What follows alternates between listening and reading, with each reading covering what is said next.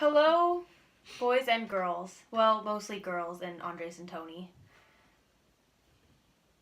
Welcome to our Humanities Through Film movie analysis. Today we'll be analyzing Pay It Forward, directed by Mimi Letter. So we decided that the theme for this movie was sometimes the simplest idea can make the biggest difference. Main characters. So the first main character that we're going to be discussing is Trevor McKinney. So he's the main character of this story. He's good-hearted. He's a small 7th grader with blonde hair, and he has the classic 90s look with the tank top and baggy shorts. He's good-hearted. He has a kind, soft, gentle voice, making him very non-threatening and innocent. So throughout the movie, because he's so kind, he does multiple kind acts, such as he let a homeless man stay the night in his house, fed him, and he's the one who starts the Pay It Forward movement, after his teacher inspired him to change the world and make it a better place for them to live. The only person he wasn't really kind to in the beginning was his mom, just because they have that tension in their relationship, and his father, who walked out on them. As the main protagonist in this movie, he's trying to make the status quo better. He tries to do this by paying it forward. This is where he does something kind for 3 people, then they have to pass it on by doing something nice for 3 other people. This causes a chain reaction, starting with him helping his mom bond with his grandma. The grandma then saves a man from the cops after he's committed a crime. That man then goes on to help a girl with asthma who was struggling to breathe in the hospital get service faster. And the father of that girl gives the reporter, who is seen throughout the film, a car. This changes the lives of all the characters who are in the movie. So his home life kind of shapes who he is, and it makes the audience feel sorry for him, since his mom is an alcoholic and his dad is in and out of his life. Instead of living a sad life, like how you'd kind of expect somebody with those issues, he ends up becoming like this amazing hero in the story, and a giant inspiration. How he relates to the theme. He relates to the theme because essentially his idea was very small to begin with, but as more people started to follow the trend, it spread across the entire country, affecting thousands of lives. The second character we're going to be talking about is Eugene Simonet, who is a secondary character of the story. So, his appearance. He has burn wounds on his face and most of his body. Which, I'd like to point out, you can barely even see throughout the film, but like they make it this big deal, but whatever. He's a middle-aged male and single. He dresses like a 90s businessman with glasses, leaving him with a simple look. He's also very tall, above average height, and his voice is very soft but also stern. Just by his voice, you can tell that he's been through a lot. When talking to his class, he's confident, but when talking to anyone else, he's self-conscious. Loneliness is very apparent. So his action. So throughout the movie, he's shown that he's kind and inspiring, but has a dark side from his past. He is the one who inspired Trevor to continue the Pay It Forward movement. He also has relationships with the mother, causing a conflict with Trevor and his mom, but fulfilling his desires. So roles. I forgot that was me. Roles. He relates to Trevor due to both of their traumatic upbringings. So like both their fathers kind of were not very kind to them growing up, to say the least. And he has PG-13 friends with benefits with Trevor's mother. Design. You can automatically connect with him because everyone's had a teacher that cares a lot more than other teachers would. The next character we're going to be talking about is Arlene McKinney, who is Trevor's mom. She's beautiful, but also looks old and tired. She has blonde hair, blue eyes, and wears a decent amount of makeup. She wears provocative clothing, considering she's a pole dancer, and the way she dresses also shows how confident she is with her body. Her voice is loud and assertive, and when she speaks, it will get your attention. She's always talking with a lot of concern and distress in her voice, which is probably due to the fact that her husband did abuse her. She's constantly making Trevor's life much more difficult because of her alcoholic tendencies. She will drink in secret without him knowing, which causes a lot of tension all throughout the movie, and with all characters close to her. She does try to participate in the Pay It Forward movement by making amends with her mother. She also tries to date Trevor's teacher, which at first is a mess, but then becomes a blessing. Her role in this movie, which is Trevor's mother, at first she's like a terrible mother. She's an alcoholic that drinks alcohol in the garage without him knowing, and like she cares for him, but not a lot. But then throughout the movie, she tries to make it up to him and becomes a better mom. She is the reasoning for Trevor running away at the beginning of the movie, and she later on becomes Trevor's support system. So all of these characters developed this theme because each did something small that later turned into something bigger. The main one being Trevor's Pay It Forward. Setting! So this movie takes place in Las Vegas, Nevada, which what happens in Las Vegas apparently doesn't stay in Vegas. Okay, so there are two places where everything mainly happens. And the first place would be the school. And this is where the Pay It Forward movement starts and where Trevor meets the teacher. The second place would be Trevor's house, which is where basically everything else happens. So the movie contains a lot of significant props. The first one would be the pocket knife, which you'll learn about later. Then there's, of course, the alcohol, because it plays such a big role as his mom's struggling with this, and he obviously doesn't want her drinking because nothing good comes out of that. And then the way the house is set up is very significant because it seems homey, but at the same time, you can tell that it's been through a lot. As well as the candles, as well as some more stuff towards the end of the movie. And so the mood and ambience of this movie, the lack of lighting helps tell us that it's a somber environment, along with, at the beginning of the school, the metal detectors, tells us that it gives that uneasy, unsafe kind of feeling.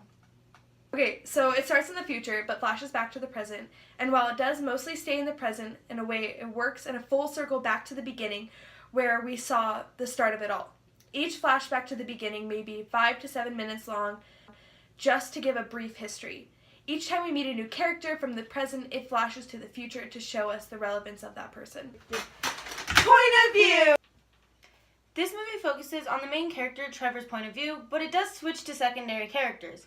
When it shows all the impacts that are set into motion, it will show to the side of the character that is affected. For example, when the mother was confronting the grandma, it went to her point of view, but overall it was in Trevor's point of view. When it changes point of view, it shows the impacts Trevor had on the people around him. The point of view is communicated through the audience just by showing Trevor and showing his thoughts through his facial expression. My daughter has asthma. One night it was very bad. The worst I'd ever seen it. It was the middle of the night, emergency room. We were waiting forever. Couldn't get anyone to pay attention. Dr. Lee, please call the cage operator. Dr. Lee, please call the cage operator. Her inhaler doesn't seem to be working at all. Tucker, what happened? My sister, she stabbed me. Can't believe that big thing. First. I'm sorry, we have to deal with stabbings first. It's She policy. can't breathe.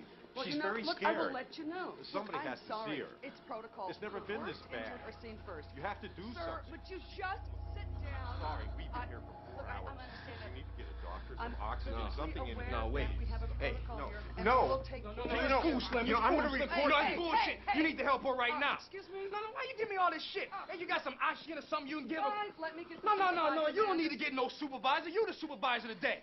Huh? You are the supervisor today. You feel me on that? Now, I want you to take your skinny ass down the hall, put a little girl on a tray and supervisor, and I want you to get her some goddamn air. I got your back, sis. Oh, bitch, you still here?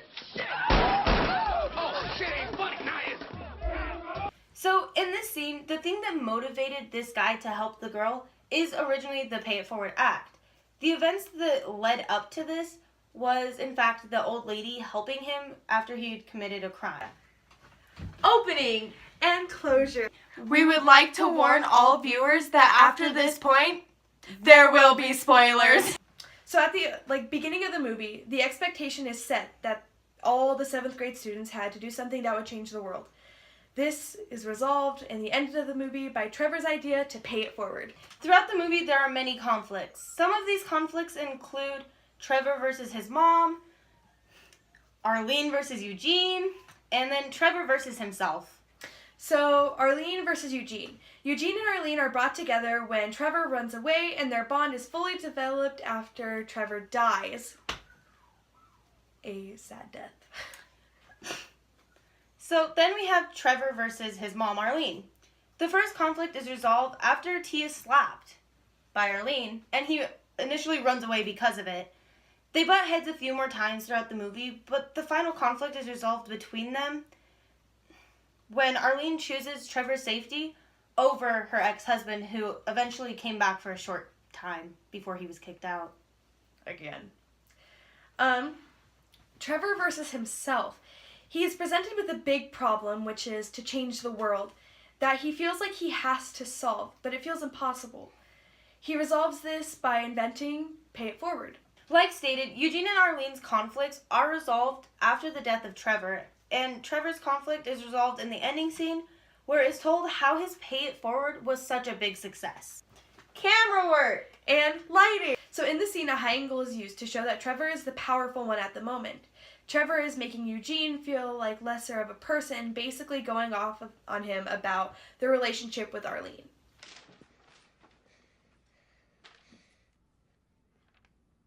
You don't care. Yes, I do. So in this next clip, a close-up is used to show the emotion Eugene is feeling in this moment. The close-up helps the audience connect with Eugene. By using these things, it makes us feel like Eugene has done something wrong, making the scene more emotional for both viewers and characters. You're my teacher. They pay you too.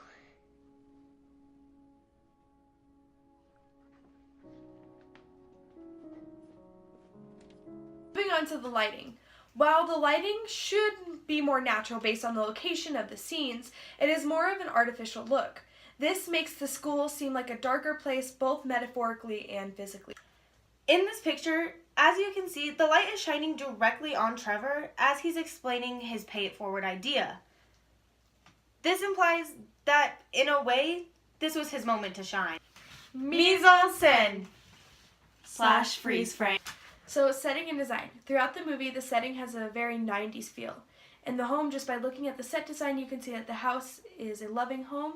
However, it does have a dark past. Now, when you look at the costumes and the objects that are used in this movie, all of the costumes have an almost dingy 90s look like we stated before.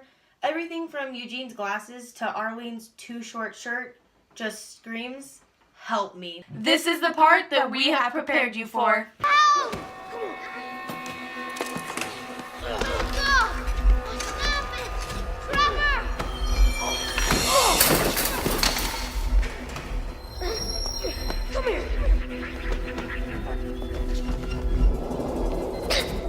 Hey! Let me go! Trevor!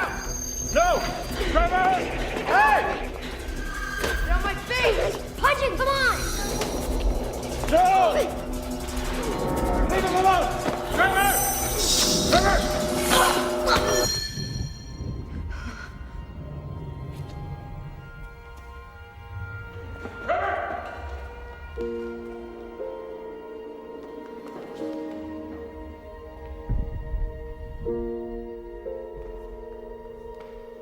Lighting.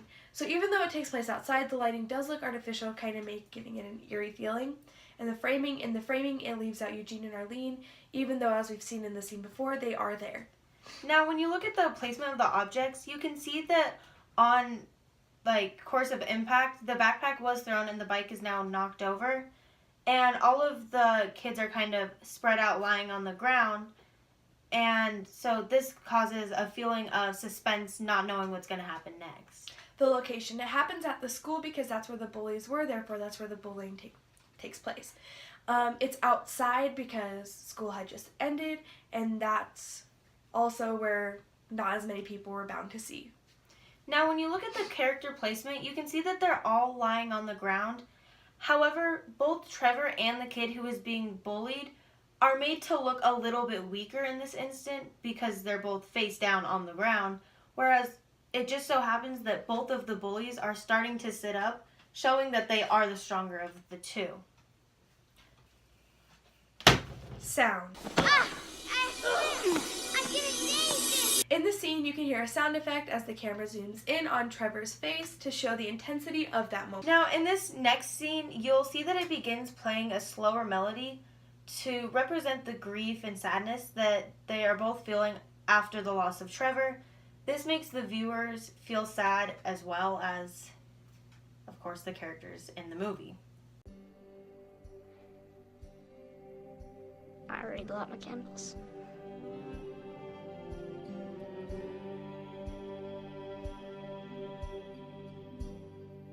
A man is placed upon the steps, the baby cries, and high above you can hear the church bells start to ring.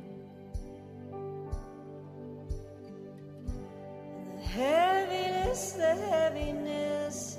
So overall, I thought that this movie was really cheesy. I thought that some moments that were supposed to be super dramatic weren't exactly dramatic. I mean, like, with the way that they did the lighting and like the camera angles, it made it feel dramatic, but they probably weren't very dramatic moments. Like when Trevor gets stabbed, it's not very realistic. He got stabbed in his appendix. And he died 30 seconds later. He would have survived that. The first time I watched this movie, I was like 8 years old, and it made me cry, so I kind of have a grudge against this movie forever. Overall, it is very sad, though, especially if you're easily to crier of the faint of heart. Or 8 years old. And now on to Bloopers! that we're going to be talking about is Kevin McKinney. So Kevin. cut. Sorry. Boing, like dies. Okay. Ready? My water's lukewarm, not cold. Rip.